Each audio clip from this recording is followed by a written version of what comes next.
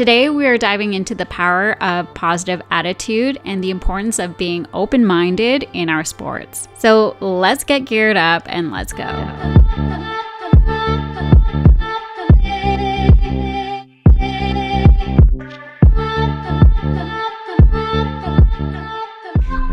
But first, hey, hi, and hello. I am Angelisa, your host for Braap Babe's Throttle Talk. Welcome, welcome. Before we begin on this positive mindset shift that we're going to be talking about, I want to share a story with you about my negative mindset. So back in 2022, I just bought my new dirt bike, which was a KTM 150 XEW. And if you're new to the channel here, you're new to the show, I started my journey of dirt bike riding on smaller bikes, kids bikes. I am shy of 5 feet. And so my first bike was I feel like a lot of us went through this. My first bike was a CRF 100 Honda. But quickly after, I jumped to a KTM 85 SX. And then quickly after that, I jumped to a KTM 105 SX, but got the big wheel kit. So because I was short, or I am short, haven't grown since, it really hindered me or discouraged me to try big bikes. And so my journey started in 2016, and then it was in 2021 where I knew that I had to invest in a bigger and more reliable bike. I've blown up many bikes. I've blown up both the 85 and 105. So I had to make a change, and also my hips. With getting older, my hips didn't like the kickstarting, so I needed something that was an e-start. Anyways, it's a whole thing. But I knew I was ready for the full-size bike, and so I got the KTM 150. So coming from the little 105s, the 85s SX, which is a track bike, I spent a lot of my time at the Green River motocross track. It was something that we did as a family. We went up every weekend, and something that Kenny and I, my husband, could do while looking after our girls. So we would rotate, taking time, and it was just something that we could all do as a family. I did trail ride quite a bit as well on those little bikes, but I didn't do it as often because, again, it was not really a family-oriented sport. It was something that we both, Kenny and I, valued so much with the track that we could all do it together, even though we were rotating and taking turns. So as soon as I got my 150, I got it at the end of 2021. I believe it was November of 2021. And then the following year of 2022, I think it was the summer. I want to say it was around my birthday, which was June 1st, something like that. And I went to the track, and I was so disappointed. I didn't enjoy the ride. I didn't enjoy my time, my experience. I felt like I couldn't jump. I just felt like my bike was absorbing all the jumps. My braking was all over the place. I just felt like my body positioning was all over the place. My cornering sucked, and I just struggled. And instead of looking at that situation that I was in, that I was riding a brand new bike, that this bike was a full-size bike, it was definitely something that I wasn't used to. I had to figure out that balance point. I had to get more confident and get more seat time in on this big bike. But I had a struggle at the time because it was like I had to force myself to be a beginner again and relearn everything. And so instead of looking at it from a bigger picture, I blamed my performance on the bike. I decided right then and there that I wasn't coming back to the track because my bike wasn't a track bike, because my bike can't do all of the things that a track bike could do. And I remember complaining to the gal pals that I was with, and I feel really bad about this still to this day because I was just not happy, wasn't stoked. And I remember one of my gal pals saying to me when I was complaining that this is what she said. She said it doesn't matter what type of bike you're riding. You can still have a lot of fun on the track. And I remember just being like, no, you're wrong. Like, I'm not having a fun time. Like, this sucks. Like, this track was not fun for me. Anyways, and it's funny because another gal pal of mine, I saw her recently, and she's like, oh, I know how you feel about the track, and I know you don't want to come, but we really miss you.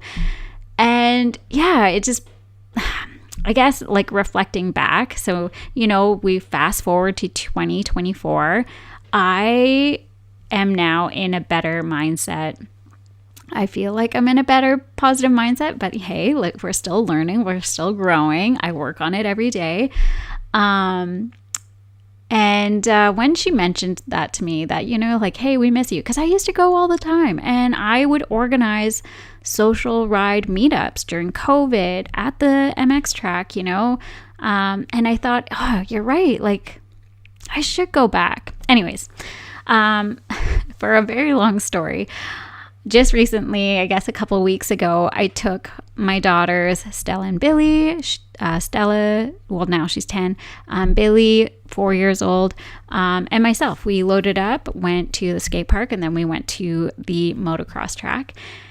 And oh my gosh, you know what? I had the best time. I didn't think anything about my bike. I was just there to have fun. And I was excited to get back, and I was excited that I was bringing my girls with me. I was excited for them to try the track because they haven't hit the track in 2 years either. Well, definitely Billy, I think she was on she had training wheels, but Stella, she would hit the track. Man, she was doing laps a couple years ago when she was 7 on the big track, you know, not the kids track, on the big track. Anyways, we just had a lot of fun. And I just went into it with a whole different mindset of going into it. I just accepted that I would be a beginner again. I accepted that it's going to take seat time. I'm not going to bounce back from where I was back in 2021 with the 105 SX, that things are going to take time. I'm going to need to get my footing underneath me. I need to put in the seat time. We talk a lot about that over here on the podcast. So, yeah, I was just really stoked, and it was so much fun to chase friends again because I love chasing friends either on track or trail. So it just kind of like reignited that spark of, you know, enjoying motocross again. And I'm excited. I'm going to start going. I'm going to make a point of going more often. Not every week, because I got to rotate between, you know, enduro riding and my park, trails, and motocross. But if I can like do all three, you know, move it around every week, amazing. So I reflected on my past experience. Obviously, I realized that I was in a negative mindset when I first got my dirt bike. I mean, again, I hated my bike at the time, so I was dealing with big emotions. I just felt like I was a horrible rider, and, you know, going from feeling good on one bike to then being sloppy and not knowing how to ride on another bike. Well, of course, my confidence depleted. Because it's been a couple years and because of the work I put in, I'm able to put myself out of my ego, I guess, or think outside of the box and really look at things in new or different perspectives. If you're able to look at situations in different perspectives, like, good on you, because that took me a very long time to kind of adapt because of, you know, the confidence that I gained within the last couple years riding my 150 and putting in the mindset work, journaling every day, doing my gratitude list, all those things. I think that has helped me get to a place where being a beginner is totally okay. And in fact, it's a lot of fun to be a beginner again. To be honest, it took a lot of time. It took me 2 years to be in that positive mindset shift. Okay, so let's talk about how you can start to embrace positivity, be a sponge, and taking feedback as a compliment. How do we do this? Okay, well, I've got some points for you. So embracing positivity. So knowing that you will have fun no matter the ride, the experience, or the adventure. So going into every ride excited and happy, and just knowing that something might happen and it's okay. If there's any shitty situation that you're going to go through, because let's face it, we do maybe on every ride, especially if you're an enduro girl, things happen on the trail. So if you go through a situation that's not that fun and that you have to deal with it, well, you need to put yourself into a positive mindset where it's like, it's a learning experience and you're all doing it together. You're learning together. Whether you're tearing up the dirt bike trails, the moto track, or carving snow on your sled or snow bikes, maintaining a positive attitude is so crucial. And here's why. So number one is it boosts your confidence. A positive mindset helps you tackle challenges head on, increasing your confidence both on and off the machine. And number two is enhances learning. When you're open to feedback, you're more likely to learn and improve your skills. And number three is fostering resilience. So positivity helps you bounce back from setbacks and keep pushing forward. And my next point is being a sponge, absorbing any advice and feedback. In the world of motorsports, there's always room to grow.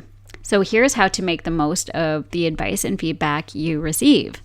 Number one is stay open-minded. Approach every piece of advice with an open mind. And remember, experienced riders have valuable insights that can help you improve. Number two is ask questions. Don't be afraid to ask for clarifications or for more details. Understanding the why can be incredibly rewarding. Amanda Pyhan actually mentions this in our podcast episode a few weeks ago, and she mentions that she's riding with riders that are experienced riders that are at a higher level than she is, and she's constantly asking for their feedback, and this has helped her with her riding a ton. Number three is practicing gratitude. You want to thank those that offer their feedback and their advice. You need to recognize that they are investing their time and knowledge to help you grow as a rider. Another way to tap into gratitude is journaling. This is something that I do every morning, 5 a.m, is I write down what I'm thankful for. I do my gratitude list, and I believe that is what has helped me grow and shift my positive mindset when it comes to riding. And the next point is take it as a compliment. Feedback is a gift. This is a bit of a hard one, and I get it. But receiving feedback can sometimes feel challenging. My head is nodding if you're over here on YouTube. But it's important to reframe it as a compliment. Okay, how many of you have received that feedback and then you kind of like close in and you get like self-conscious, or you start doubting yourself, or you get angry, you get frustrated, you get annoyed?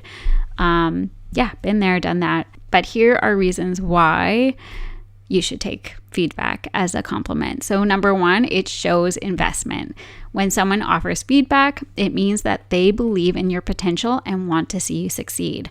I have a whole podcast I have a whole episode called Are You Coachable? And we talk a lot about this. So if you're interested in kind of this topic, you can listen to that next. I'll post it on the screen here if you're on YouTube, or in the show notes down below. Number two is opportunity for growth. Feedback highlights areas for improvement that you might not have noticed. Embrace it as an opportunity to elevate your skills. This is something that, again, I so believe in.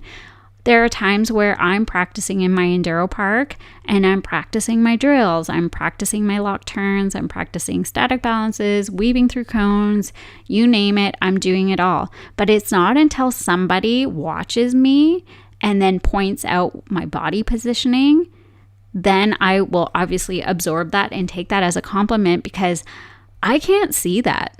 Like, unless I'm filming myself, but I don't have the eye to know what I'm doing wrong. I mean, I'm stoked on the footage that I get, but it actually takes somebody who's kind of at a higher level than you that can break it down for you and show your body positioning and giving you pointers, right? So I was going to say my husband and I, we're always doing these drills together. And it's almost like the blind leading the blind. Like Kenny will tell me to do something and then says, oh yeah, looks great, and then I go and show like my friends that are better riders than I am. And then they're like, okay, well, you need to move your butt back. It might be because you're short, but try doing your lock bar turns with your butt back more and out. Anyways, you see where I'm getting at. Like, always absorb, because what you know, you don't know. Number 3 is strengthening relationships. Engaging positively with feedback builds respect and strengthens your relationship with the riding community. I do believe this. Now, I'm not talking about negative feedback here. We are talking about more criticism, healthy critiquing, healthy positive feedback that's going to help you grow as a rider. Really does build respect amongst each other. All right. Well, I'm very excited. I have a rider spotlight. So we're going to learn from Lucia. So meet Lucia. She is a snow bike and motocross rider, and she's been riding for the past few years now. You've probably seen her at the Green River motocross track if you're in Pemberton here, or Whistler or Squamish or Vancouver. And here's her advice on staying positive and embracing feedback. So I got a question how I deal with a positive or negative feedback concerning my riding.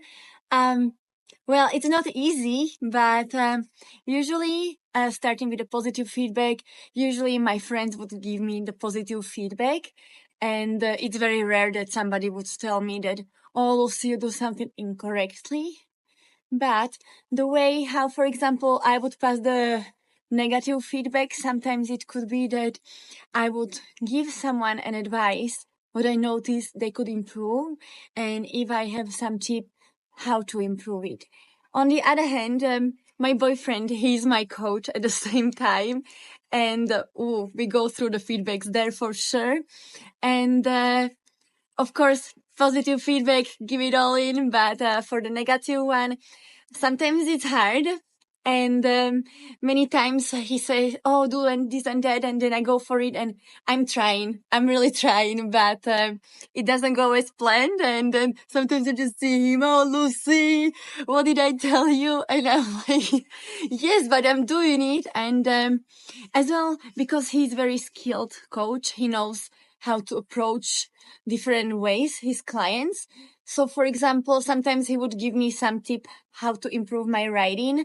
And then if my brain doesn't process this way how to do it, then he goes around and he gives me some other drill or other tip what to do. And that one usually kicks in. So I believe all the feedbacks, negative and positive, are important. They're very important to motivate us to ride, to become better rider. Positive one, I cannot live without that one. Like, I'm very psychology orientated person. So, for example, if somebody gives me positive feedback, it motivates me to ride even better, even faster, and it gives me such a good flash of energy. On the other hand, the negative one, sometimes it's a hard pill to swallow, and I just try to become better rider, regardless positiveness or negativeness of the feedback. I just do my best, and if it's negative, I try to prove them wrong. Oh my gosh, thank you so much, Lucia, for that, for all your tips and advice. This was great. And I absolutely love this topic because it's something that I've seen in myself over the years. I've had a lot of challenges that I had to overcome. At times, I felt like people were attacking me. I felt like a horrible rider. And I allowed the feedback to make me crumble inside and my confidence depleted. And because of that, I was in a negative mindset. So changing your mindset is not easy. I get it. Heck, it's something I work on daily. I definitely do not wake up feeling butterflies and rainbows. But what I do is I take the time to reflect often. I analyze and I have an open mind when it comes to growing as a human being and also in my sports. And that's all we can and should be doing at the end of the day, and ride. I hope you enjoyed this episode, and thanks again to Lucia for the lovely note. If you're listening to this episode and you have some advice on how to stay positive and embrace the feedback and your experience, then shoot me a DM over on Instagram and let's connect. My Instagram is at @AngelisaEdwards. And if I get enough responses, maybe I'll turn it into a podcast episode. Advice from you for you. I think that would be so much fun. So please, please, please, if you have any advice or tips on positive feedback and how you tackle it, maybe your experiences that you want to share, send me a DM and we're going to make some magic happen, because I think that would be a really fun episode. Anyways, as always, thank you so much for listening. I really do appreciate your time. If you're riding this week or weekend, keep killing it safely, and I'll see you guys next week. Okay, bye. Thank you so much for tuning in today's show. Please rate and review this podcast. I would forever be thankful and grateful. Share it with your friends, family, and whoever you feel would enjoy these types of conversations in the dirt bike, snowmobile, and motorsports community. If you are looking to support the show, I do have a few affiliate links in the show notes. And if you're looking for some confidence in the digital space, learning how to brand yourself, edit your epic sends, and just being the vibe, being your true self, your authentic self, shoot me a message. You can reach me over on my website, angelisaedwards.com. And as always, I am rooting for you, and keep killing it safely, and I'll see you next week.